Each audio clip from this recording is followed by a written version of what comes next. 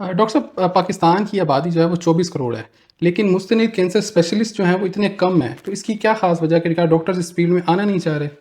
देखिए, ये एक तल्ख़ हकीकत है क्योंकि ये एक ऐसी फ़ील्ड है जिसमें डिप्रेशन बाकी फ़ील्ड की निस्बत थोड़ा ज़्यादा होता है, क्योंकि कैंसर की पेशेंट्स में होप नहीं होती और बाज़ का पेशेंट फोर्थ स्टेज पे आता है तो वो क्योर नहीं हो सकता। हुँ, तो डॉक्टर को भी थोड़ा डिप्रेशन होता है, क्योंकि जब आप सही, अपने पेशेंट को ठीक नहीं कर पाते तो आप भी सप्रेस हो जाते हैं। सही, सही।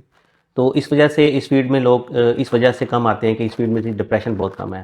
तो हुँ, चॉइस कम है डॉक्टर्स की, और जो लोग अवेलेबल हैं वो नो डाउट कि बाकी पेशेंट पाकिस्तान में ऑन्कोलॉजिस्ट की कमी है।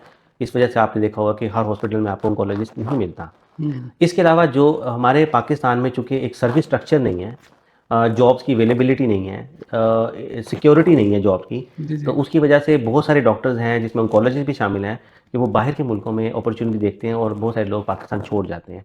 तो बहुत सारी चीज़ें हैं हमारे निज़ाम में जिनको चेंज होने की ज़रूरत है। तो उनको हम अंडर ग्रेजुएट के लेवल पे हम उनकी काउंसलिंग करेंगे, उन्हें बताएँगे कि फ़ील्ड है क्या, हुँ, हुँ। ताकि लोगों के अंदर इसको चूज़ करने की ऑप्शन बढ़ जाए। और इसके अलावा पाकिस्तान में हमें सर्विस स्ट्रक्चर और जॉब सिक्योरिटी देनी पड़ेगी, तो हम समझते हैं कि हमारे यहाँ डॉक्टर्स की जो कमी है उसको हम पूरा कर सकते हैं।